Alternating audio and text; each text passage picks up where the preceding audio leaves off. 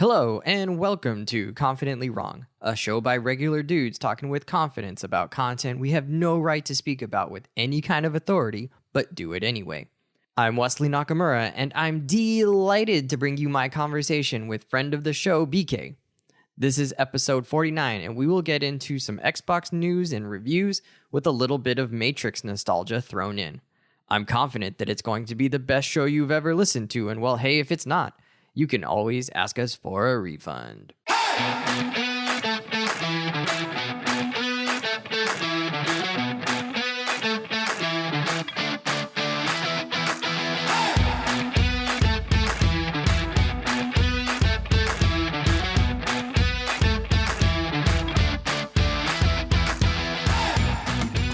I am pleased, happy, excited to welcome back to the show, friend of the show, Mr. BK. He's back in the house representing his Microsoft Xbox music teacher persona here on the show. What's up, BK?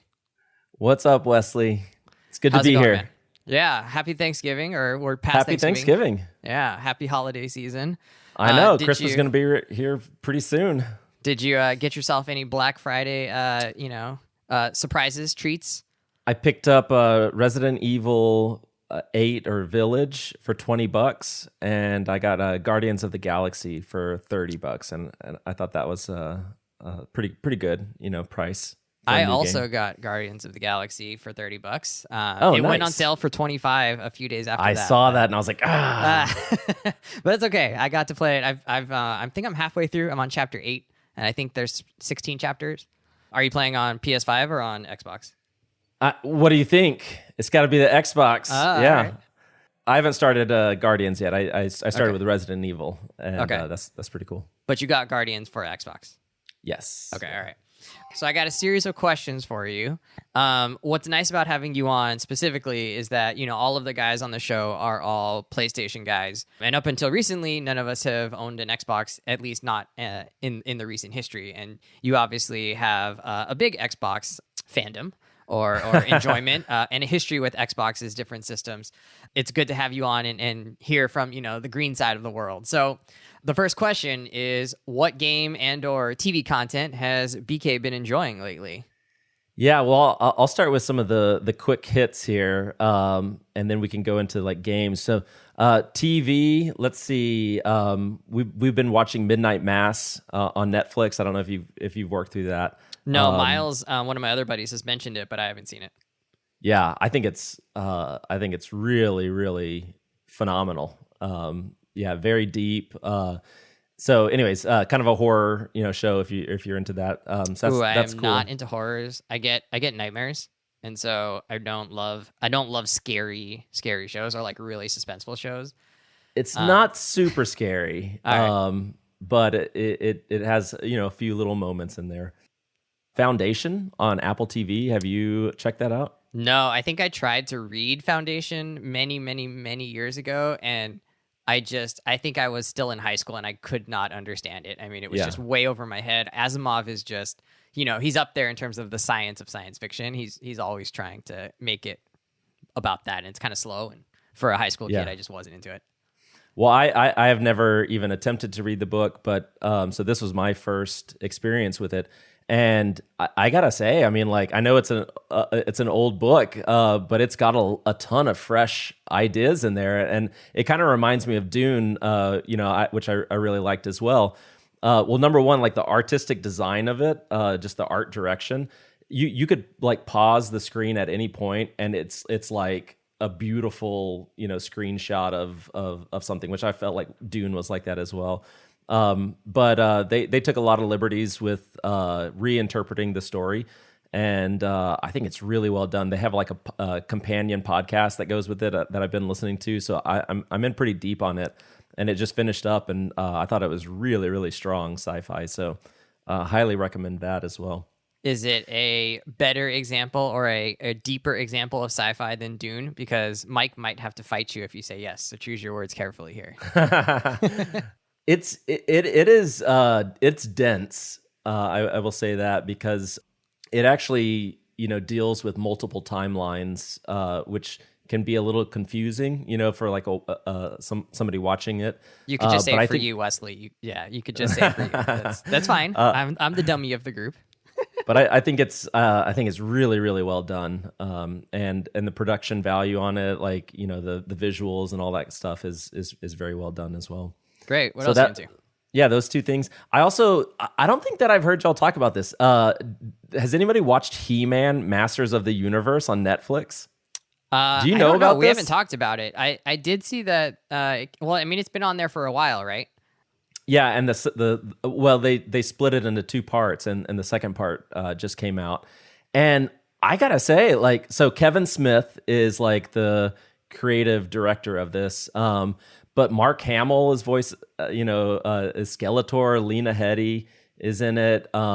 Sarah Michelle Gellar is they're bringing got some like names. They had some money.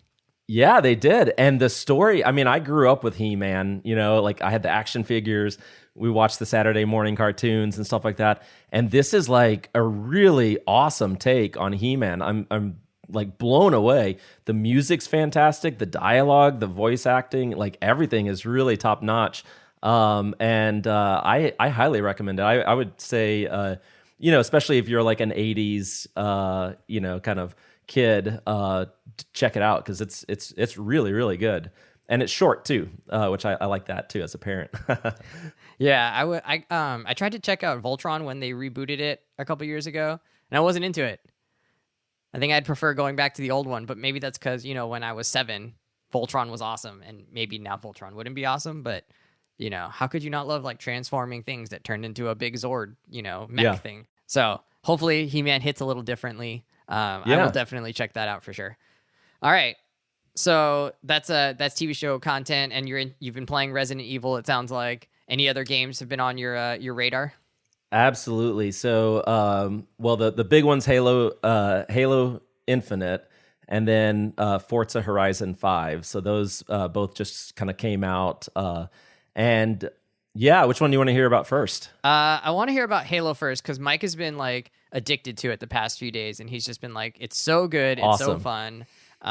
So tell me more about this Halo game. I haven't played since Halo 1, so I'm way behind here.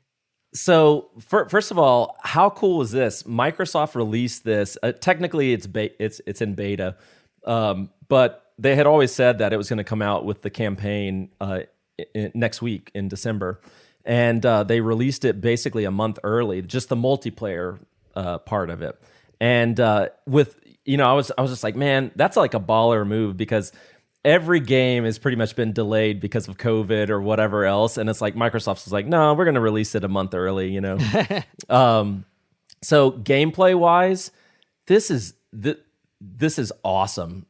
They've added like some like this grapple hook thing, which, I'm sure that there's other games that have used it, but in Halo, it really changes the way that you can navigate around the world. So you can, if you've got that, you can navigate really quick. They've thrown in some other like kind of equipment that you can use, but all of the guns, the sound, the visuals, it's running on Xbox One, plus the series, plus PC, flawlessly crossplay. Like it's just they knocked it out of the park. And let me put it this way: my wife is playing Halo Infinite. That's how good it is. In multiplayer public lobbies. Yes. All right. And you guys aren't getting just completely demolished by 13-year-olds that have nothing to do over Thanksgiving break? She definitely gets demolished, but she's still loving it and having a good time with it. But you don't get demolished. You hold your own. Yeah. Little Tommy is not taking advantage of the good old wise BK. Well, I think I just have... I have a little bit of old skills from back in the day, but you will find this out as a parent. It gets much harder to keep up with the multiplayer games. That's why I've kind of like shifted over to mostly single player games that I can just pause, and go change a dirty diaper or whatever. Oh man, you're a veteran dad, yeah, for sure. I mean, I like playing Apex, and actually Apex has a character who has a grappling hook that allows him to move. And reposition. But yeah, I definitely had to abandon a game while I was playing with guys I knew, and I said, hey, I gotta go, like the kid is crying and I gotta feed her, and it's just not gonna, this session is just not gonna end well.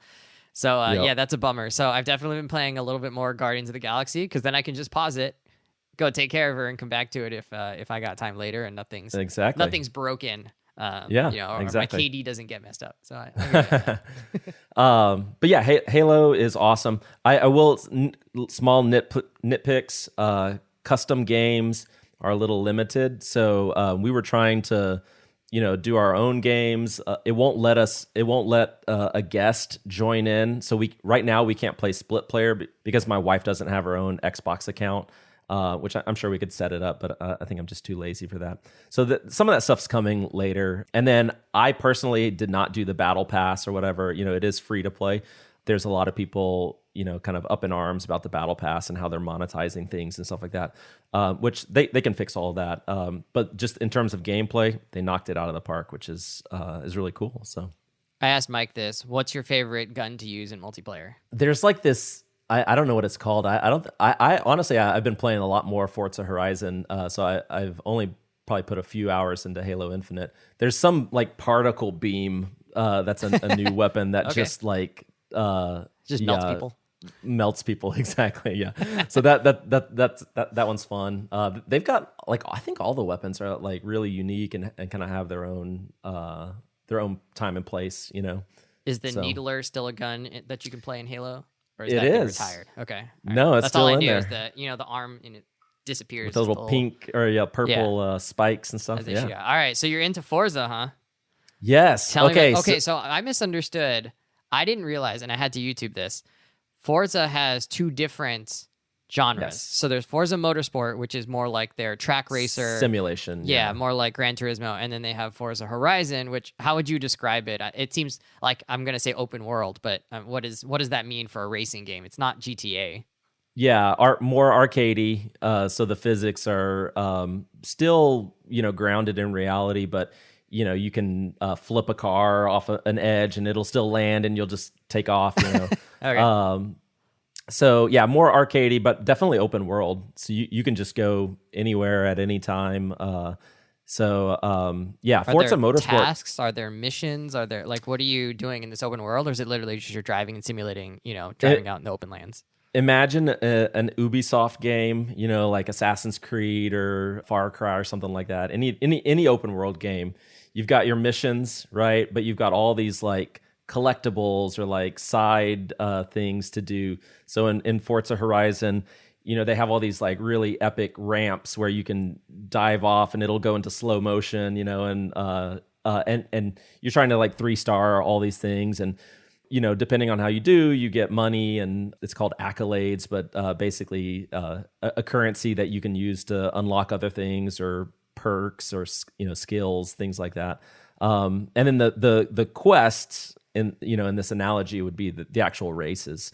So you can kind of specialize in like, do you want to do dirt racing? Do you want to do cross country? Do you want to do road racing? Do you specialize in the types of races that you want to focus on?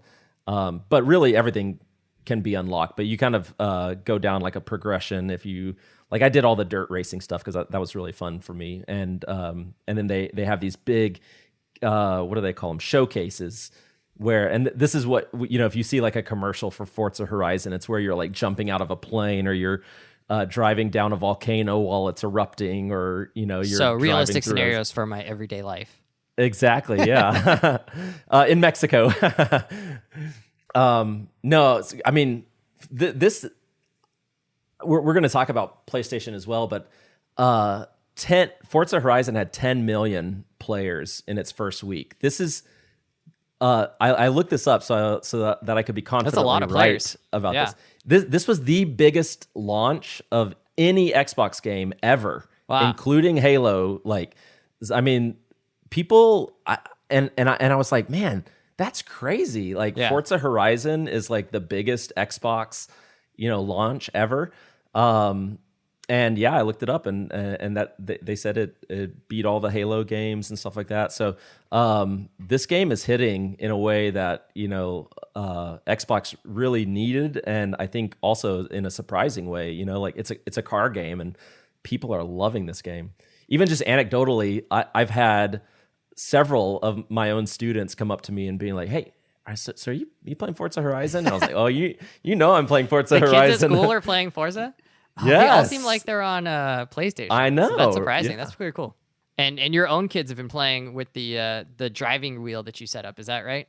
Yep. Yeah. So, all of them want to get a turn on that. And my daughter, she's 10. Of course, she started off, I think I was driving some, really fast car or something, and she just was spinning out left and right. So she was like, "Dad, give me the slowest car." So we went in and we looked through the entire roster, and she bought the one that looked like a grandma car. and she would hunker down and drive at 30 miles an hour. Nice. And she finally upgraded to a Porsche Taycan. Okay. And was going taste. 180 miles an hour, down the road. So it's fun. Yeah.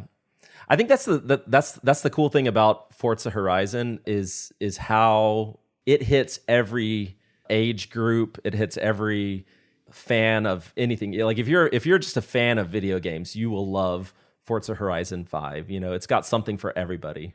Well, so for you as someone who's enjoying it, what's been sort of holding your attention? So, I mean, for some games, it's, I just like collecting things. For some games, it's, I like the main story. For some games, it's, I like the competition, or I like the competition against myself and getting better and better. What's been sort of the thing that's you feel like they've done that's been kind of got you hooked? I think the funnest part of it is unlocking those showcases, because that's where they really go crazy, and you're doing.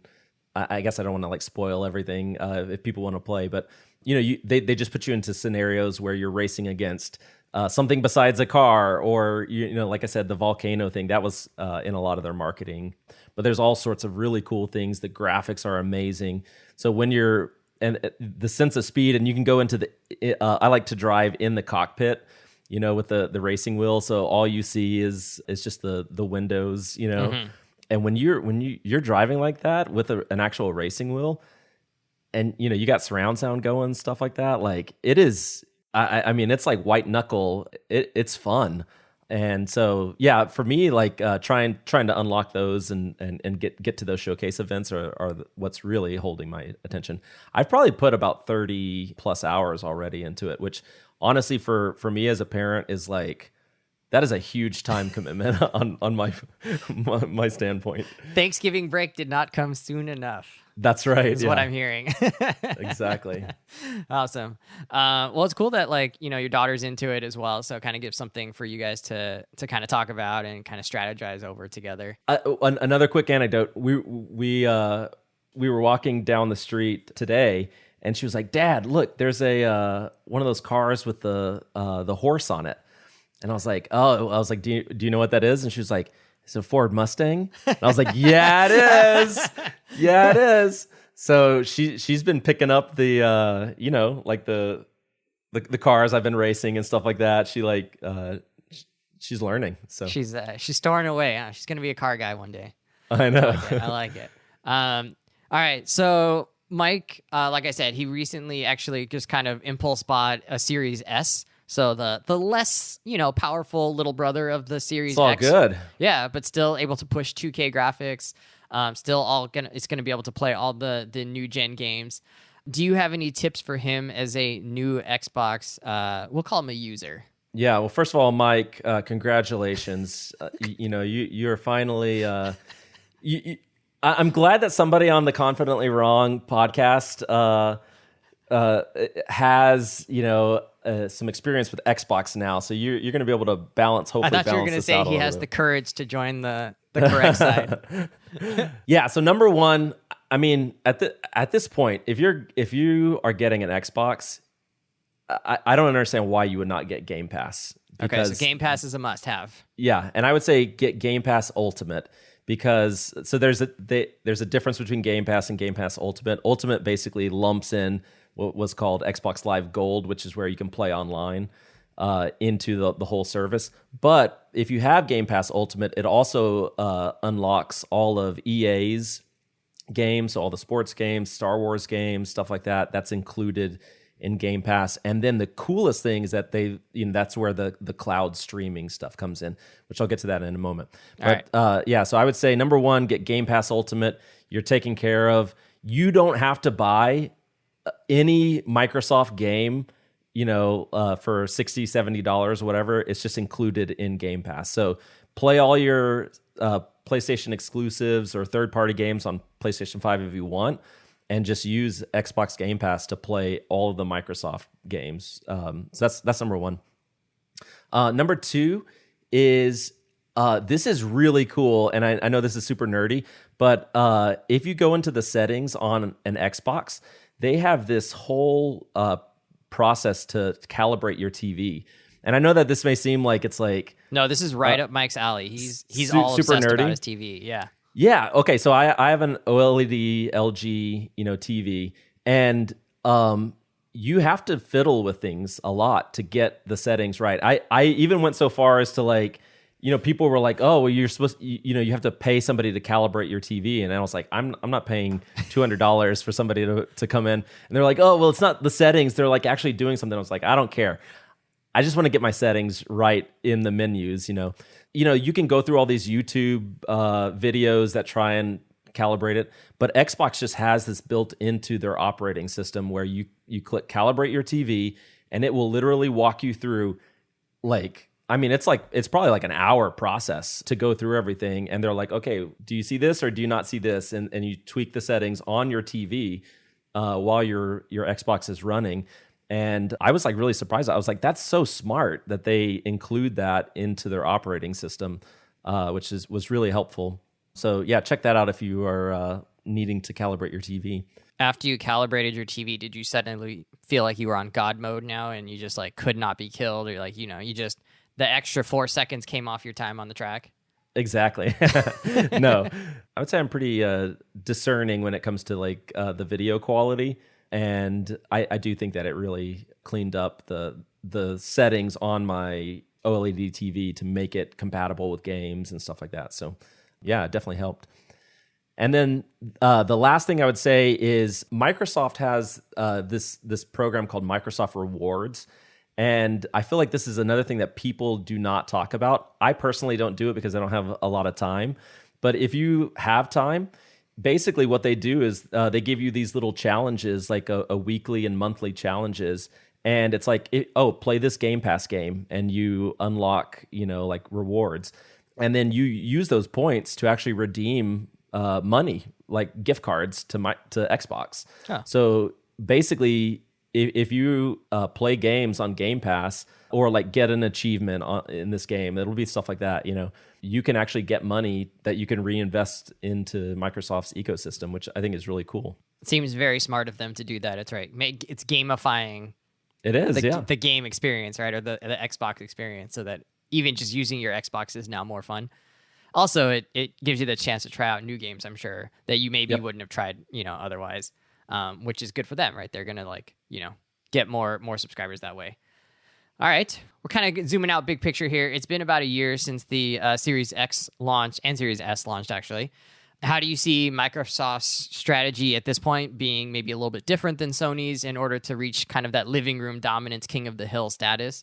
Or do you feel like they're trying to do the same thing and they're just going to see who does it better? Yeah, I was thinking about this question, and I was like, PlayStation is the the HBO of games, right? They don't put out a lot of stuff, but they try and put out really high quality games. They're typically mature, and it's that idea of quality over quantity. And I think Xbox is aspiring to be more of the Netflix, right? And when I think about Netflix, number one, it has something for everybody. My kids are on Netflix. Me and my wife are on Netflix. You can access it anywhere, right? And then, it doesn't have the highest quality, the strongest, experiences, but it has a lot of really, really good stuff and in way more genres than PlayStation has. When I think about PlayStation, I'm it's open world, third person action games. That's what they're really good at. Microsoft, check this out. This year, Microsoft had Flight Simulator, which was a 90 on Metacritic. it had a Psychonauts 2, which is a platformer with 87 on Metacritic. Forza Horizon 5, which is a 92 on Metacritic, a racing game. Age of Empires, a strategy game, that was an 81 on Metacritic. And then Halo has really a good buzz as well. Right now, their multiplayer is like at an 89 on kind of Open Critic. So when I look at like what Microsoft has, they're trying to have good experiences in all sorts of genres and different styles and for different age groups.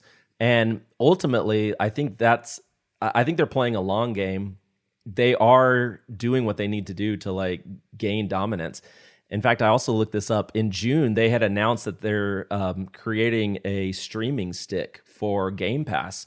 And the idea behind this is just like Chromecast or Fire Stick TV, you're just going to plug the Xbox streaming stick into your TV and just stream the games. So if you're a PlayStation owner, you don't have to buy an Xbox. You can go out and just buy this little streaming stick it'll probably be like $100 or something like that.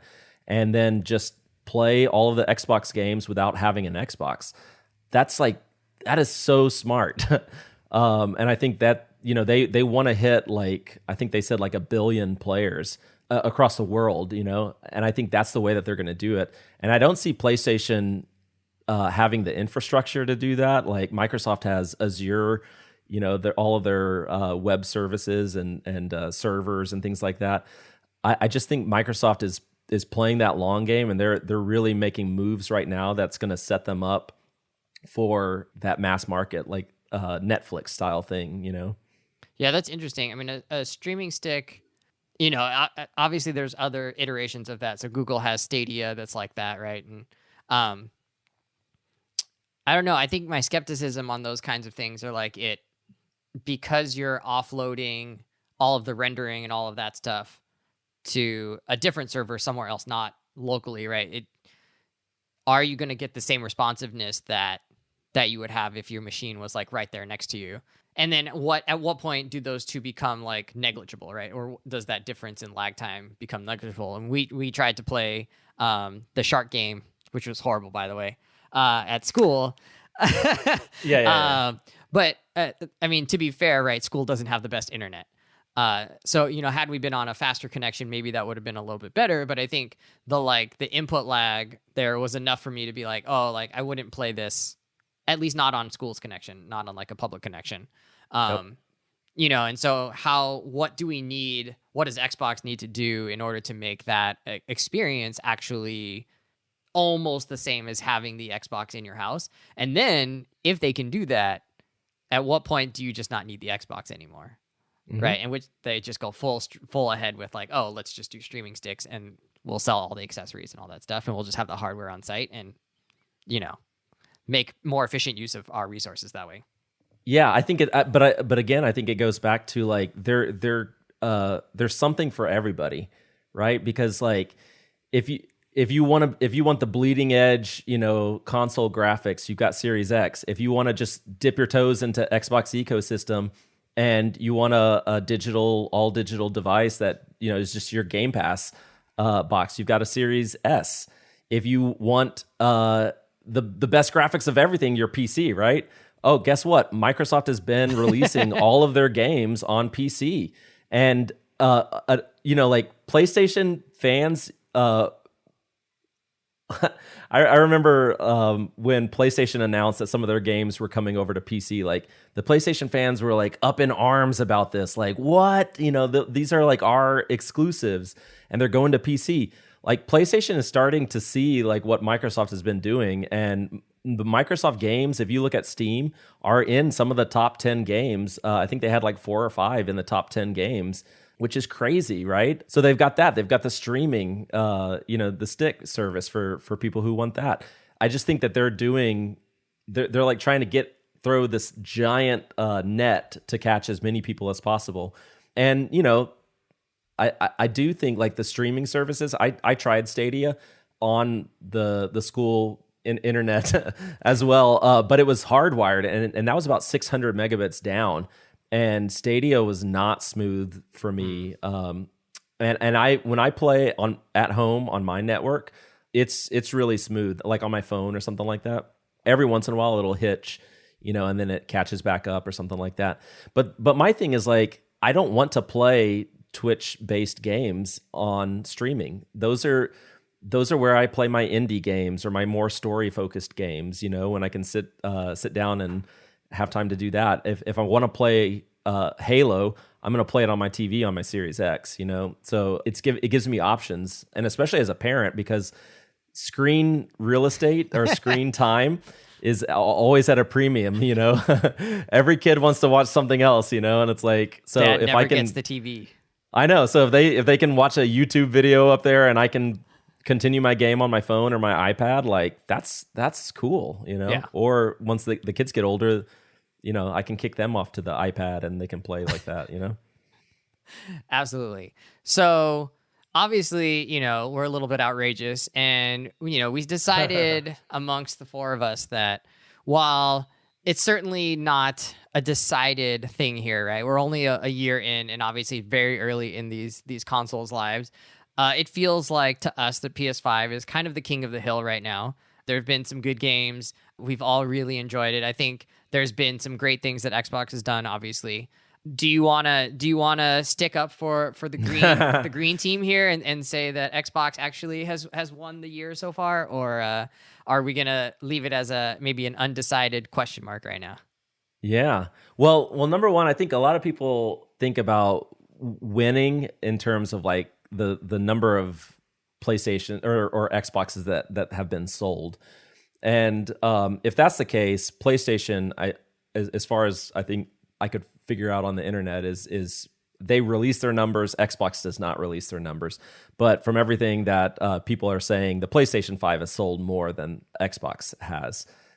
But again, like Xbox isn't really playing that game. They're more concerned about engagement, and I was like, okay, Sea of Thieves. Do you know about that game? No. The Xbox game. It's like an open world pirate game, where you can just role play as a pirate.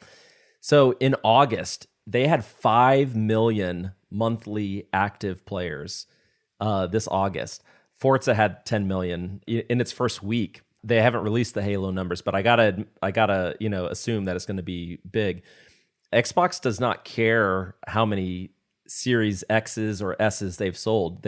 What they care about is how many people are playing their games. Yeah, and they're doing that across Xbox One, with cross generation, and then PC as well.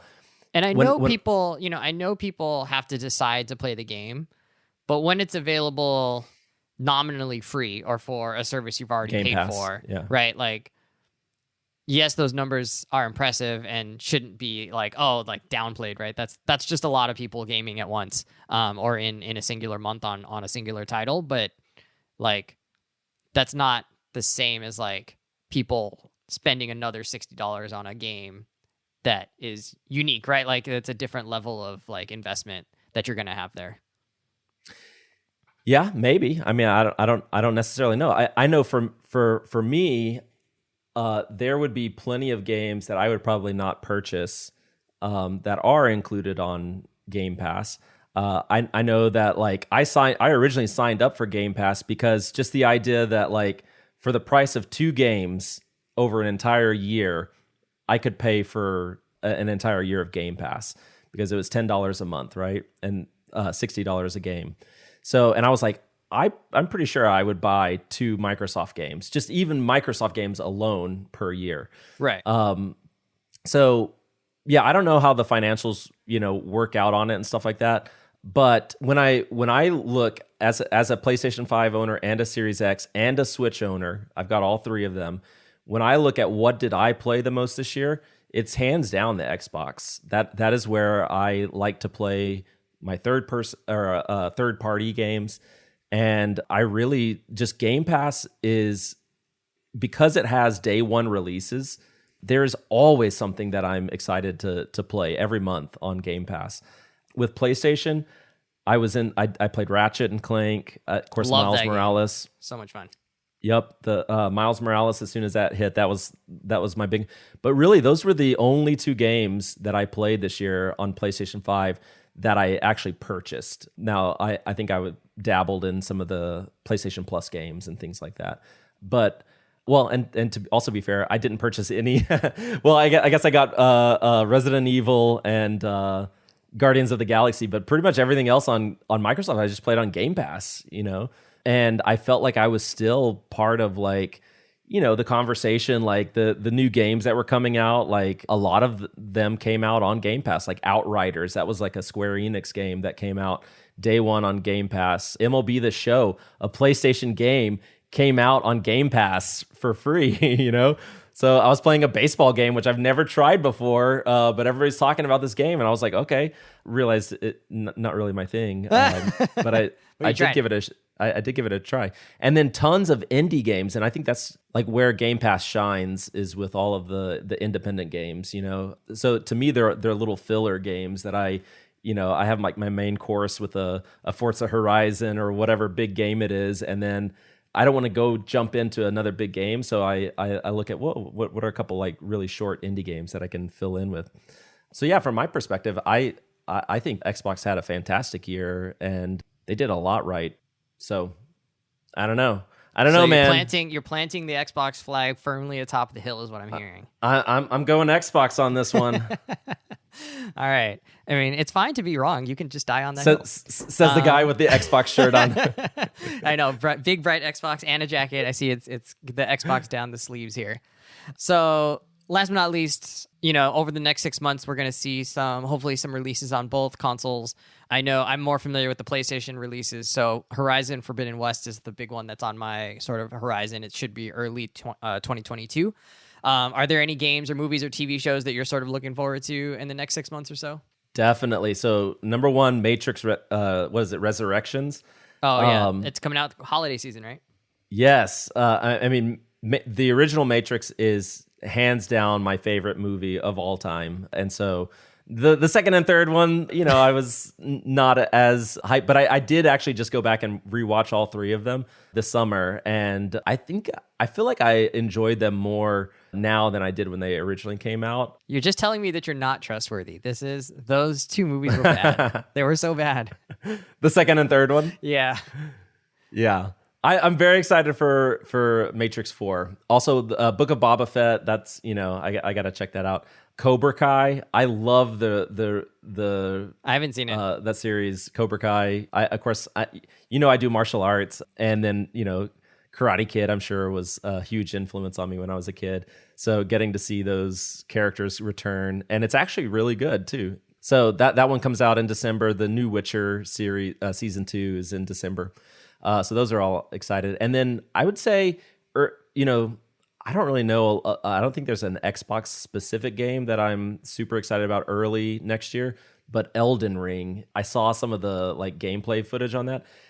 It looks like, Dark Souls, but crossed with Breath of the Wild, and Breath of the Wild is now up there with one of my all-time favorites as well. So I've never gotten into a Dark Souls game before, and I'm feeling Elden Ring. I'm feeling like this is going to be the one.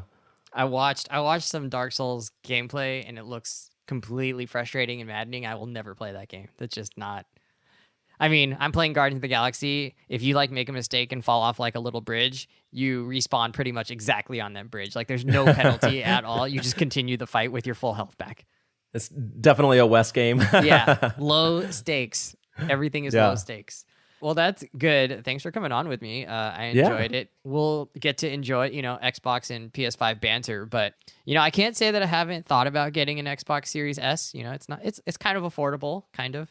And then, like you said, it would give me access to some of those Game Pass games, which would be kind of cool.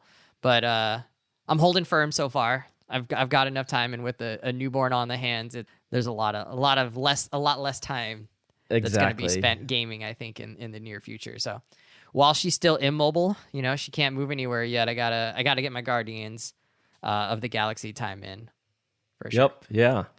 All right, man. Cool, well, man. Thanks a lot. Yeah. I'll be looking forward to putting this online, and then we'll see where we go from here.